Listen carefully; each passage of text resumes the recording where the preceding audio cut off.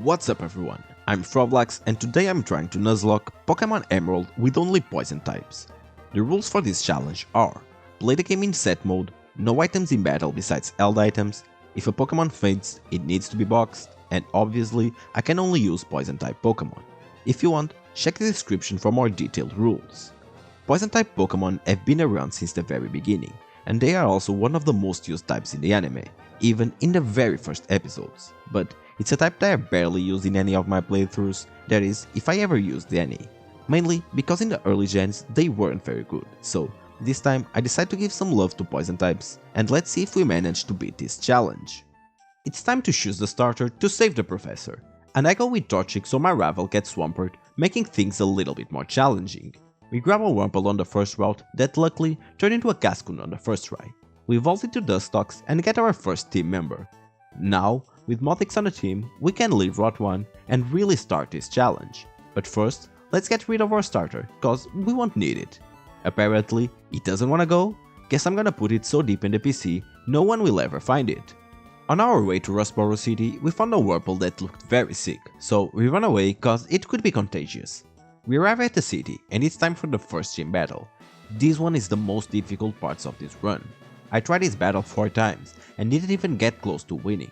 This was terrifying, so after restarting the run so many times, I decided I'd give myself an handicap and overlevel just a little bit and get the stocks to level 17. I'll do my best not to overlevel during the run, but it might happen. Okay, it's time to challenge Roxanne again. We start with 3 items, losing half of the HP in the process. After recovering a bit with an orange berry, now it's time to spam Confusion. I realized that he's just going for defense curl, so I use 2 more ardents and he misses his last rock tomb, so I just finish him off with Confusion. Next is Nosepass, and I go for Poison Sting, hoping that we can get him poisoned, which we do on the second one. Now I just try to stall, and between Protect, him missing a few rock tombs and me doing very little damage with Confusion, this took forever, cause he still had an orange berry and Roxanne used a potion on him, but we finally managed to beat him. But this isn't over, we still have 1 Geodude left to face and we only have 16 HP left. My only choice is to spam Confusion and hope for the best. Luckily, he missed his first rock through and we're able to survive the second one, and on our third Confusion, he goes down. This time, we finally beat Roxanne. Honestly, I was super lucky, I'm pretty sure Arceus was on our side on this battle. I lost so many hours just for the first gym, this was a brutal and a very slow start, but we must continue. After saving Pico, we set sail to Dewford, where we grab the old rod and go fish for a tentacle that we named Takoyaki. The next encounter is inside Granite Cave, and we catch a Zubat, our jet girl. After grinding for a bit, it's time to go challenge Brawley. I start with Takoyaki, but realizing that I do no damage and it was starting to bulk up, I just bring in Mothix, and Mashop wasn't easy to shot. Medicham took a while to defeat, but he didn't attack once, so that was easy. Lastly is Makuhita, and he barely does any damage to Mothix, so I just spam Confusion until I defeat him. Honestly, this gym was super easy, especially compared to the first one. We deliver the letter to Steven and immediately set sail to Slatport, where I just go straight past it to Route 110, where we grab our next 2 encounters. The first is a Gulpin, that we name Flubber, and the second one is a Noddish that I'm naming Vegan. While we are grinding for the rival battle, our Takoyaki almost got slapped to death by a Skitty. Well, that would have been embarrassing. The battle with May went smoothly. Lumbergrass down with 2 sludges from Flubber, then she brings in Marshtomp, and I use Jet Girl to avoid Mudshot. He goes for a bite next, so I bring back Flubber to yawn. Now he's asleep, so I bring in Vegan and 2 absorbs are enough. Lastly Slugma, but Takoyaki finished him without any issues. That battle could have gone sideways with a single crit from Marshtomp, but we did it, and right after, Vegan evolved into Gloom. Next, we evolve Zubat, and again, I don't like to overlevel, but I was sure I had no way of passing through Wattson Magneton with my actual team, so I leveled up Flubber to 26 to unlock our secret weapon, Swalot. And now, we are ready to take out Wattson. It starts with his Voltorb that knows self-destruct, so I need to be very careful about it. I start by poisoning him, and then absorb, but he blows up and brings me down to 12 HP. Electrox is next, and I play a bit risky, but since he can't do much damage to me, I just spam Absorb and I defeat him, getting a little bit more HP than what we started, which is great, cause now we have to deal with Magneton. And this thing is my nemesis. I have no good way of damaging this guy, so I try to paralyze him, knowing that I'd survive a hit. I missed on the first turn, so I risked it, and on the third turn we finally hit Stun Spore. Now it's time to bring in Flover and start to Rock Smash, hoping that I can drop Magneton's defense a little, while being able to tank a few hits from that thing. And honestly, I barely made it. I got the defense drops just on the right time. If he used the potion on Magneton, I'd be doomed. We did it. We defeat him with only 9 HP left. But we are not done. Now it's time for Wattson's ace, Manectric. And my only choice right now is Mothix. I go for Poison Sting and get the poison on the first turn. And now, between Protect and Moonlight, I just stall until Poison do its job and finish him off. This was brutal. It was one of the longest battles I had. I simply couldn't deal any good damage to his team. But still, we got our third badge and we're ready to continue. While we're fighting some random trainers, our Jet Girl evolved into Crobat, and we continue straight to Fiery Path, where we grabbed ourselves a Koffing that we named Smokey, and a Grimer. Let's call this one Gooey. This was a 2% chance encounter, so it took me forever to find it. On the way to Fallover Town, we fought the Ninja Boy with 3 Koffings, but after the first one self-destruct on Jet Girl, to me, it just looked like someone with 3 nukes ready to go. Luckily, he never pushed a button, so we beat him without any more issues. We catch a Viper just outside Meteor Falls. This is the last encounter of our run, making it 8 total, which is not bad. Let's name her Hancock. Now, it's time to challenge Maxie at Mount Chimney. My Tiana lowers our attack with Intimidate and starts spamming Sand Attack. We poison it with Sludge, but our accuracy is really bad now, so I bring in Mothix, but I take a critical bite to the face. So I use Moonlight Recover while it takes some poison damage. He swaps in Camera, so I use Jet Girl and go for Confuse Ray. He hit himself twice and 2 wing attacks are enough to finish him.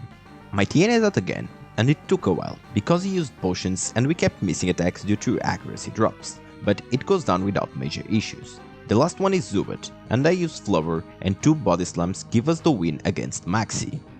Next stop, Lava Ridge Town and the Fort Gym. Honestly, Flannery was a no-brainer. The majority of the battle was a press Bubble Beam simulator, until we were brought to Red Hell by a Turtle, but we just bring out Swalot, that hits a critical Sludge, giving us the win. Now, with the 4th badge in our hands, it's time to keep moving. And on our way to Petalburg City, Takoyaki evolved into Tentacle. After arriving to our destination, it's time to battle our dad, the 5th gym leader. We start the battle with Swalot, putting Spinda asleep with Yawn. He didn't eat a Dita Dance, but he recovered from confusion thanks to a Persim Berry that we had on him, and we're able to finish him off with 1 more Sludge. Now, we face Vigoroth, and we lower his defense with Rock Smash, and after eating 2 more Sludges, we get a KO. But we got really low health, and Linoon is next. This is scary cause I need swap out on the first turn, and if he belly drums, I'm in big trouble. Fortunately, he just used Slash when I sent in Mothix. After a while, I realized that very little damage, so I swap out with Takoyaki to finish him off with a few Bubble Beams, but I'm very low now, and it's time for the big boy Slacking to show up. So I send out Vegan, hoping that I can survive at least 1 hit. And I do, but that was too close for comfort, but at least now I can have a clean switch and bring out Jet Girl. I start with Confuse Ray, which was a big help, cause he hit himself a couple of times and I just keep wing attacking my way to victory. This run is looking pretty good so far. Now we got access to Surf, which is a great upgrade for our Takoyaki, and allow us to proceed to Route 119, where we grab a Leaf Stone and evolve Vegan into Vileplume. And now it is time to fight May. She starts with Glombre, which is an easy one-shot from Flower Sludge. Next, it's Marshtomp, and I know that I can attack a Mudshot, so I go for Yarn, and switch to Jet Girl and 3 wing attacks do the trick. Lastly, she uses Slugma, so I send in Takoyaki and it's a one-shot with Surf. Right after that, we reach Fortress City, and I went to talk with Steven that makes me fight a Kecleon that gives me a really hard time, until I realized that I could just run away from him. Now it's time to fight the 6th gym leader Winona, and her Altaria with Dragon Dance and Earthquake terrifies me, cause it can wipe my whole team. I open with Mothix against her Swablu and set up a light screen. Then I start to spam Psybeams. I choose these strategies to force her to use her Hyper Potion on it, but it used Perish Song, so we both had to swap out. I go with Flower, and she sends out Tropius that we just shot with Sludge, but now it's the super scary Altaria. She opens up with Earthquake as expected, and we yawn. Now it's time to send Jet Girl, while Altaria uses Dragon Dance but falls asleep. Then she brings back Swablu, that goes down to a wing attack. This was perfect for us, cause it resetted the stat changes and Altaria is still asleep. Pelipper is out next and confuses, so we swap out for Takoyaki. He kept missing Supersonic, so that was an easy one, but it's time to face Altaria again, and I completely forgot that he had ability Natural Cure, so the sleep is gone. I choose to use Jet Girl, hoping that he would go for Earthquake, but it Dragon Dances, and that is really scary. We go for Confuse Ray and she eats herself. We start to Wing Attack and she eats herself again, but then she Dragon Dances and uses an Hyper Potion next turn. And to make things worse, she snaps out a Confusion and eats his hard-way Air Release. I go for Confuse Ray, but we take another Air Release, and now I'm low and need to swap out. I choose Smokey, thinking that I would probably sack him, but she eats herself twice and we eat a Sludge to finish her off. That was terrifying. Lastly is Skarmory, but we bring back Takoyaki and 3 surfs are enough to win us the battle. Smokey evolves into Weezing right after the battle, and this is gonna be a great addition to the team. We head to the Magma Hideout and destroy all the grunts there, but Maxi is no joke. He leads with Mightyena and I had Takoyaki up front, so I swap with Mothix first turn, but after one Silver Wind, it brings out his Crobat, which I try to beat with Flover, but he hits harder than expected and I almost lost him. I think it's time to use our Jet Girl. He heals his Crobat and I go for Confuse Ray. He is 2 levels higher, so I could be in trouble, but I'm luckier and we beat his Crobat without any issues. Next is Camerupt, and we hit it with Confuse Ray, but he snaps out on the first turn, so I just keep using Wing Attack until he Rock Slides and brings me down to low health. He is low enough that I think I might KO him, but if he survives I'm dead, so I don't risk it and swap with Takoyaki to finish Camerupt and Mightyena with Surf. Next is the Aqua Hideout, but as you can imagine it goes without any issues at all. But hey, at least Gooey evolves into Muck, probably the best teammate we could get. And now, it's time to face probably the hardest challenge of this run, the 7th gym, which is the Psychic type gym. And to make things even worse, it's a double battle. Honestly, all the gym trainers were easy, so let's just challenge Tate and Liza and see how this goes. I'll be honest, I put a lot of thought into this battle, and there was only one option that I could think of that would give me at least one chance of winning.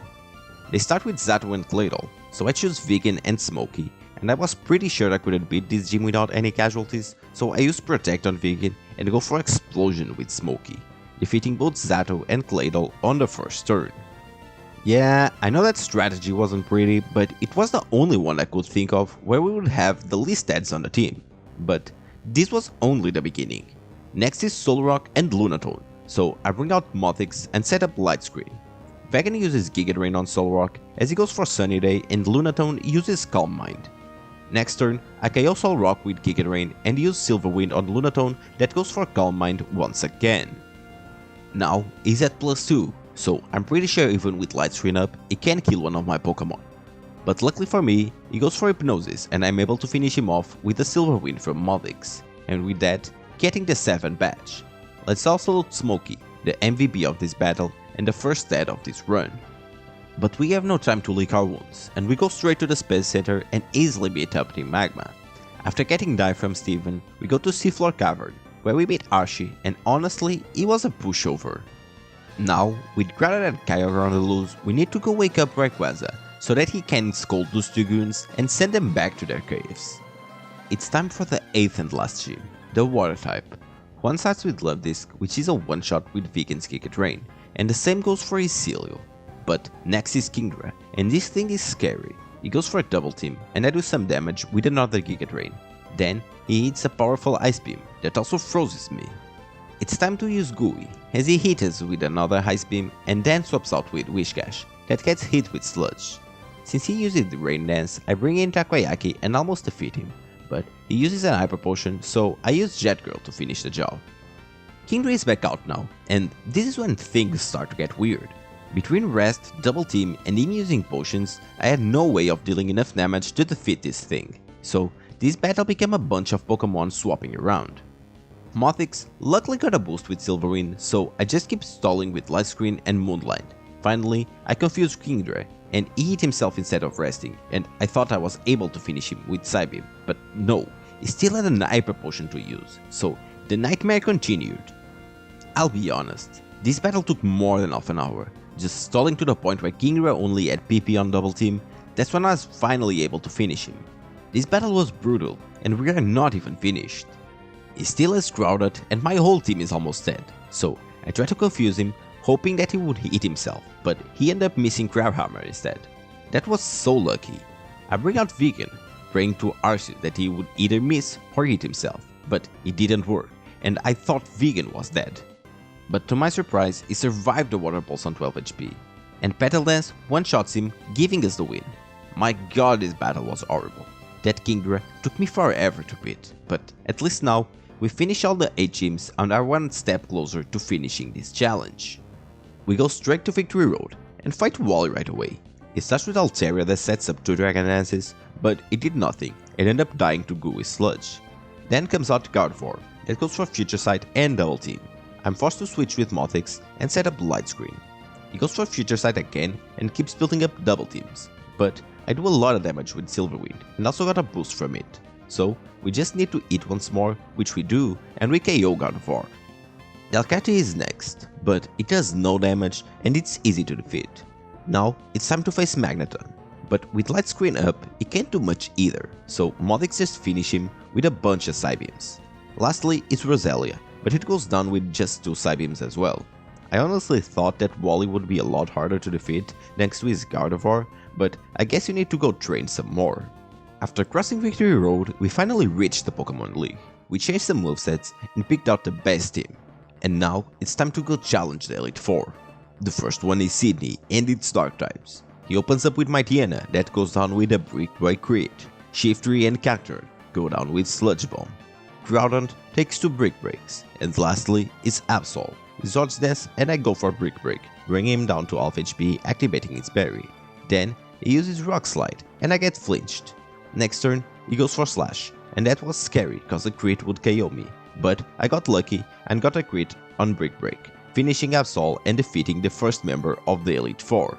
Now it's time to fight Phoebe and her ghost types. She starts with Dusclops that just spams Protect for some reason, so I just wait until I'm able to eat 2 crunches.